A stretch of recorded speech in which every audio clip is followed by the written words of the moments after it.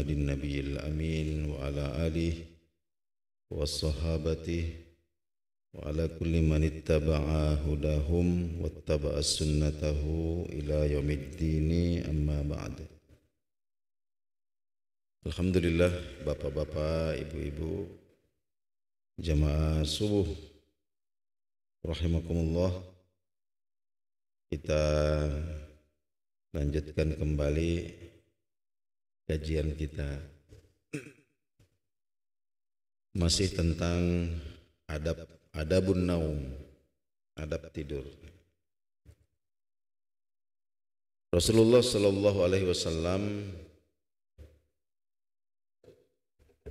melarang kita tidur persis setelah sholat subuh. An-naumu ba'da subhi yudhibu barakatar rizqi wal umuri. Jadi tidur setelah sholat subuh ini bisa menghilangkan keberkahan rezeki dan keberkahan umur. Nah, begitu juga tidur setelah sholat asar. Tidur setelah sholat asar ini yurithul junun, ya, bisa menyebabkan pikiran itu tidak sehat. Ya. Bisa di sini jelas dikatakan yurithul junun, ya, bisa menyebabkan orang menjadi gila. Itu tidur setelah sholat asar. Sunnah, adapun yang sunnah baginda Nabi Sallallahu Alaihi Wasallam adalah apa yang disebut dengan qailulah. Ya, qailulah itu an-naum qabla zawal. Jadi tidur beberapa saat sebelum masuk waktu zuhur. Ya, kira-kira 1 jam atau 1,5 jam sebelum masuk waktu zuhur, itu namanya qailulah. Nah, disitulah baginda Nabi Sallallahu Alaihi Wasallam biasa beristirahat. Ya, nanti habis zuhur ini sudah segar. Nah, kecuali pada hari Jumat. Nah, hari Jumat qailulah ini tidak disunnahkan. Ya, tidak disunnahkan pada hari Jumat. Nah, khawatirnya terlewatlah nanti sholat Jumat ini. Baik, itu waktu-waktu tidur. Kemudian termasuk kesunahan sebelum tidur itu adalah nafdul firashi wal ghita qoblal ittija'i fihi. Nah, jadi mengibas-ngibaskan alas,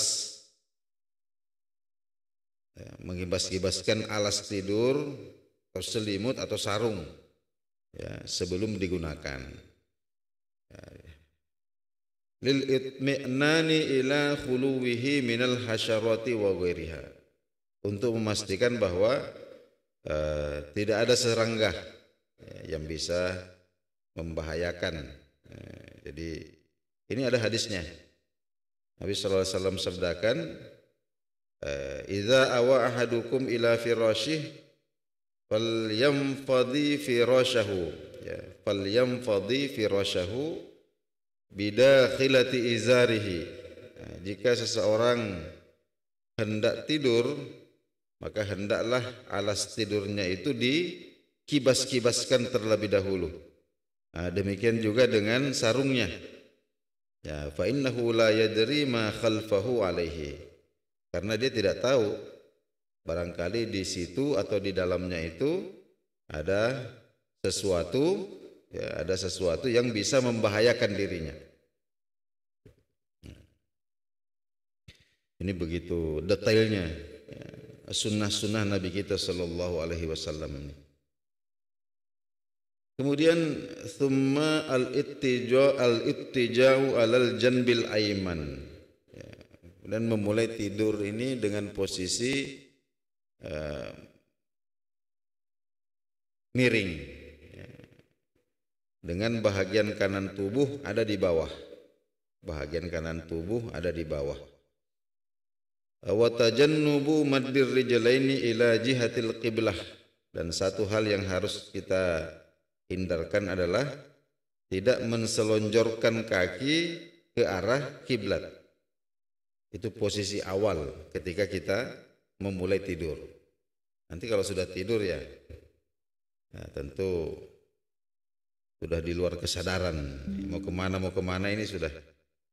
Tsumma du'a'u bima warada anin Nabi sallallahu alaihi wasallam bi ahadi adiyatin naum. Kemudian tidak melupakan membaca doa yang diajarkan oleh baginda Nabi sallallahu alaihi wasallam. Doa-doa sebelum tidur ini sebenarnya banyak. Dalam riwayat yang paling masyhur itu adalah Bismikallahumma ahya wa bismika amutu. Dalam riwayat yang ini yang ingin saya sampaikan pada kesempatan ini diriwayatkan oleh Imam Bukhari Muslim. Baginda Nabi sallallahu alaihi wasallam bersabda, Bismika Rabbi wada'tu jambi. Ketika beliau mau tidur itu, Bismika Rabbi wada'tu jambi. Ya, dengan namamu ya Allah, aku baringkan tubuhku, aku baringkan diriku. Wa bika arfa'uh, dan kepadamu aku serahkan ruhku.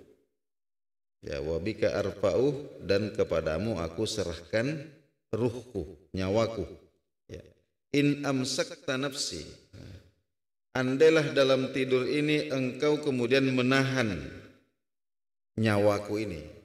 Menahan nyawaku berarti tidak kembali. Ada istilah itu meninggal di dalam tidurnya. Jika engkau menahan nyawaku ini, farhamha, maka kasihanilah dia, rahmati dia.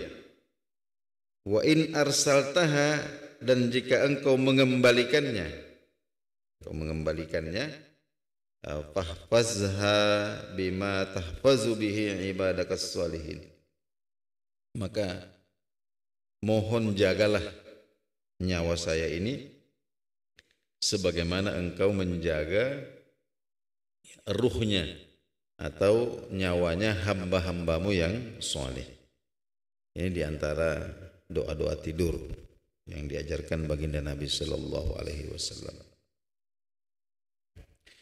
Selanjutnya adalah at-ta'awudu 'alan naumi bakiran. Ya, membiasakan tidur tidak larut malam. Membiasakan tidur tidak larut malam. Jadi dihindari begadang kecuali ada hal-hal yang betul-betul penting. Ya, di antara hal-hal yang penting itu adalah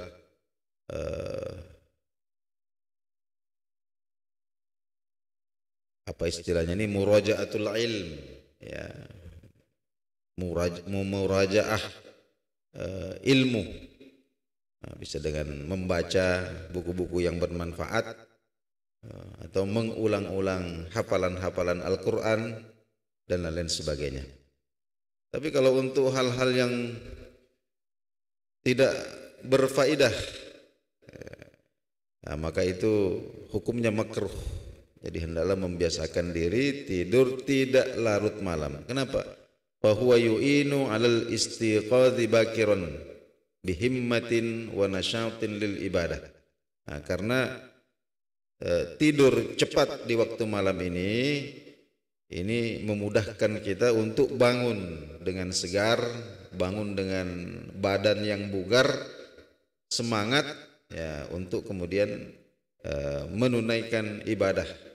Contohnya adalah qiyamul lail, ya, salat tahajud.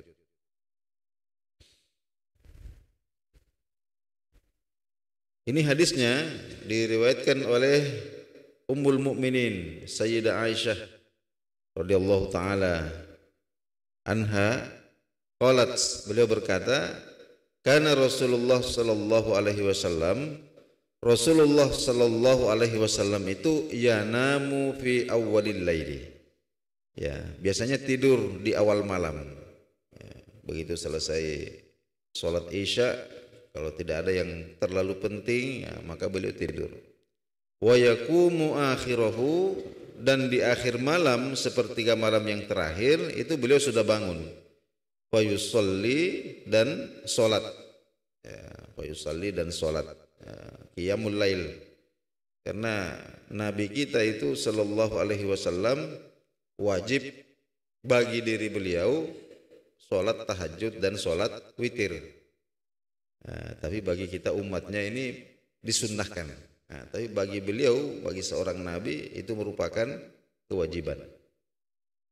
Hadis riwayat Ibnu Majah. Kemudian tajannubun naumi alal batani. Ya. Di awal kita memulai tidur itu hindari posisi tengkurap. Kalau orang Bugis bilang ini matin romopang, tengkurap, perut di bawah. Nah, itu dihindari. Ya. Ini hadisnya dari Yaish ibni Tukhfah, dari Yaish bin Tukhfah radhiyallahu anhu qol, beliau berkata, qala abi, ayah saya bercerita. Jadi ayahnya ini seorang sahabat, namanya Tukhfah. Bainama ana muttaji'un fil masjid, pernah suatu ketika saya muttaji'un fil masjid ala batni, baring dengan posisi tengkurap, baring dalam posisi tengkurap di dalam masjid. Ya idza rajulun yuharrikuni, tiba-tiba ada seseorang yang menggerak-gerakkan saya. Ya, menggerak-gerakkan saya. Faqala, kemudian orang itu berkata, inna hadhihi daj'ah. Sesungguhnya posisi tidur seperti ini yabghaduha Allah. Allah tidak suka.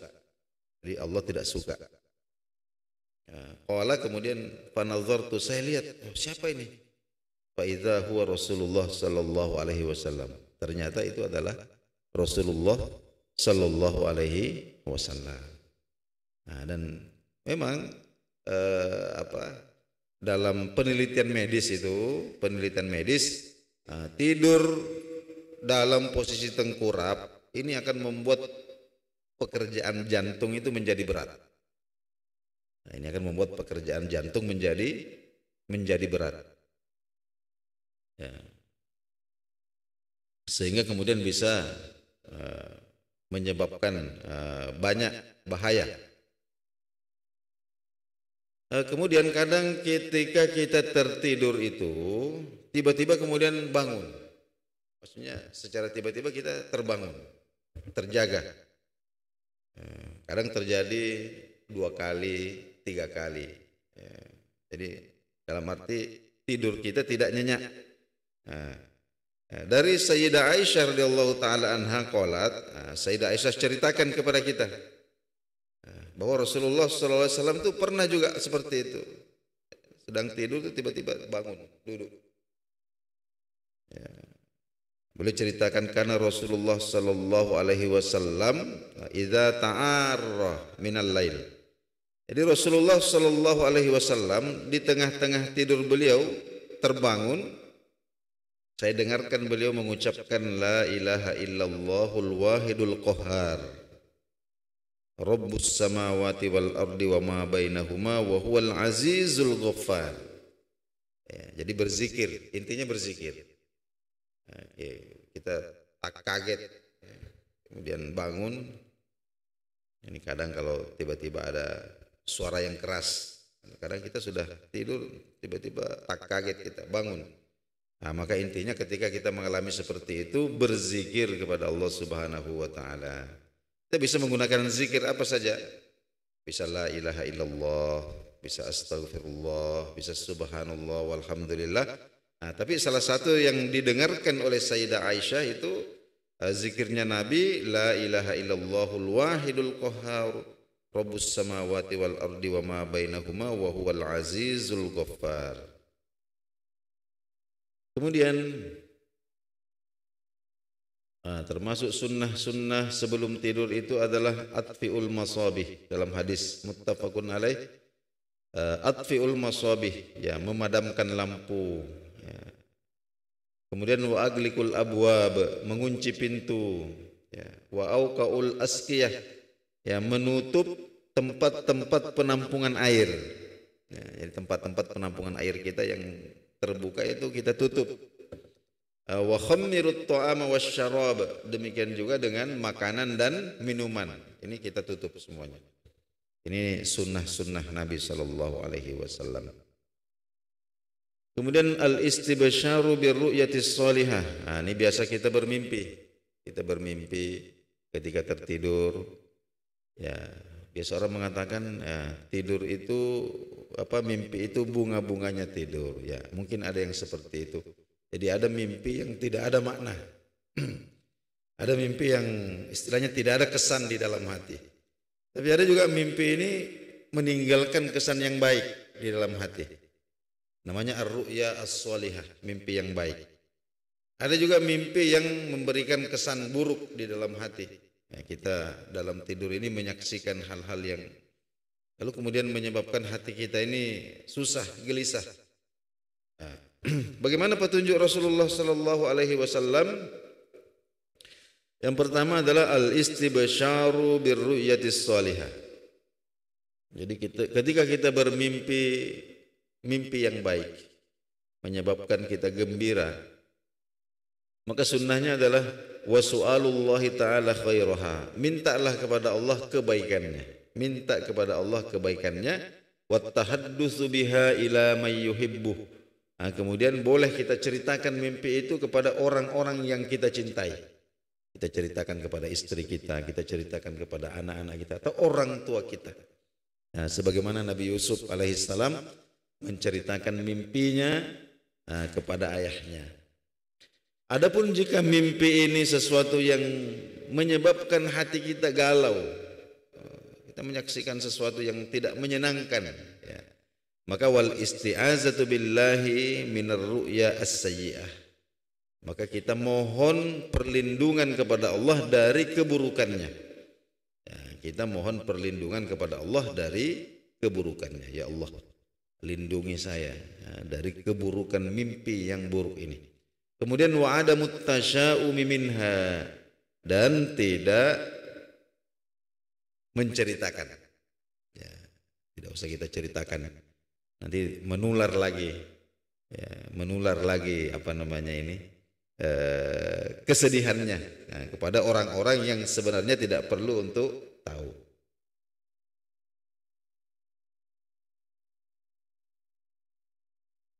Nah, kemudian